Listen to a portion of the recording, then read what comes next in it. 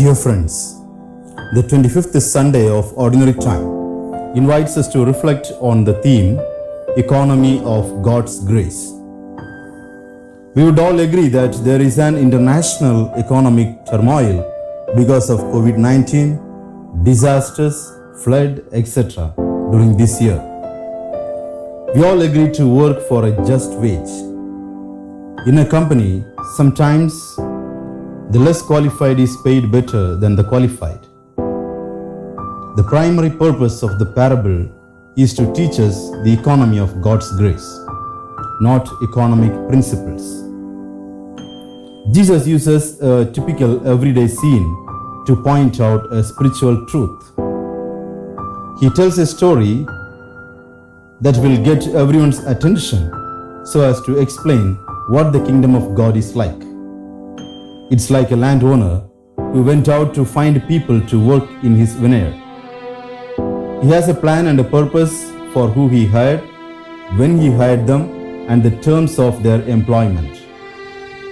The first group he agrees to pay a denarius, which is a fair day's wage. The second group he says he will pay what's fair. And the last three groups he doesn't even say. This tells us that the purpose of the parable is not for us to focus on the workers and what they do, but to focus on the landowner and what he does. God is that landowner. God is the righteous and generous landowner. And the primary purpose of the parable is to see who he is and what he does. The purpose of the parable is to teach us the economy of God's grace by first helping us to see the character of God. Second, we see in the parable that the kingdom of God is not a matter of merit or works. One of the reasons that the first workers were upset at the landowner was because they thought they deserved more than the others because they worked longer and harder. The parable is not about their work or any of the men's work. It's about the landowner's generosity. Third, we see in the economy of God's grace, God has the sovereign right to distribute his resources according to his purposes.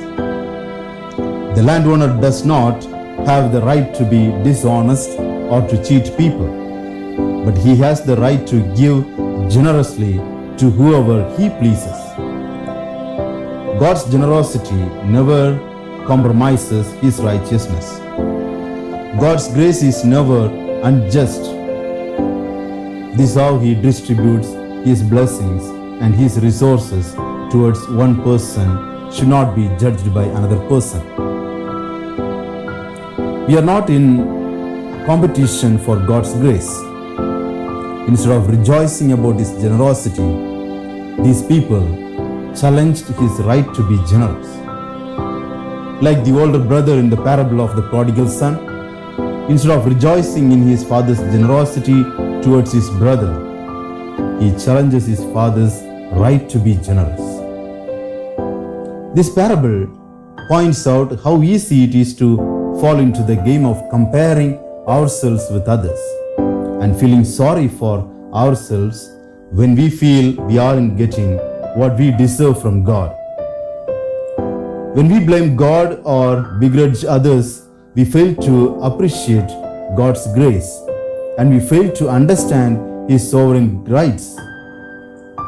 Fourth, one of the important truths about the economy of God's grace and the key purpose of this parable is that the Jews and Gentiles will have equal status within the kingdom of God.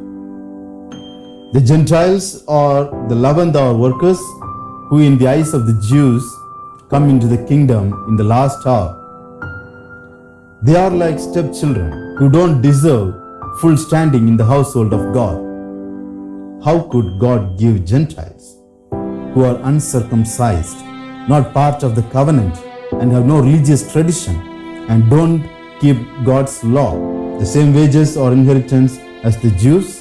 Because it's all about grace, not works. The parable is not about the work of the first workers, or the work of the last workers. It's about the grace of God.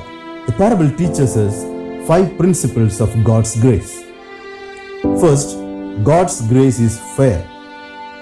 It teaches us that nobody deserves it. Second principle in the parable, God's grace is free. It teaches us that nobody earns it. We earn money in the world's economy, but we do not and cannot earn salvation in God's economy. Third, God's grace reveals envy or jealousy. The word envy literally means to have an evil eye.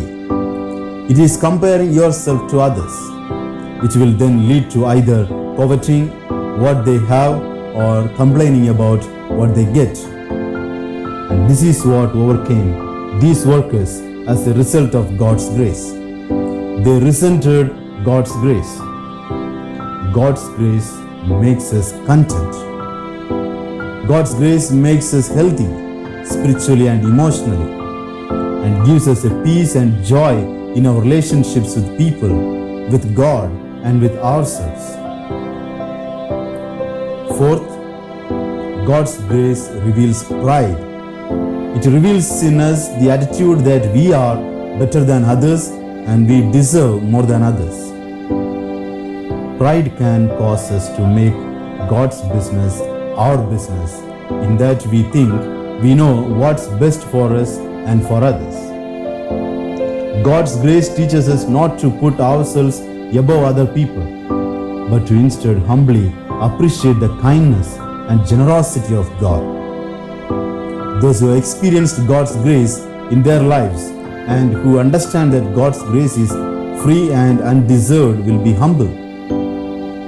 The last hour workers were certainly surprised at what they received and understood that they received it based upon the kindness and generosity of the landowner, who is God Himself. The fifth and most important principle that we find in this parable is that God's grace is the only way to faith and salvation. Again, the parable is about the kingdom. The kingdom is like a generous landowner. The kingdom of God is about a generous and gracious God who gives sinners what they don't deserve, and He gives it to us free of charge. God's grace teaches us that the wages of sin is death, but the gift of God is eternal life through Jesus Christ. Stop comparing yourself and your life to others, and you will create room for grace to emerge. Refuse to compete in such a way that someone must lose for you to win. Trust that in God's world there is enough for everyone. Let go of expectations based on what you think you or others deserve.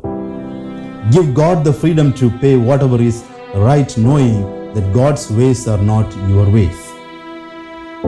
Make no judgments of yourselves or others.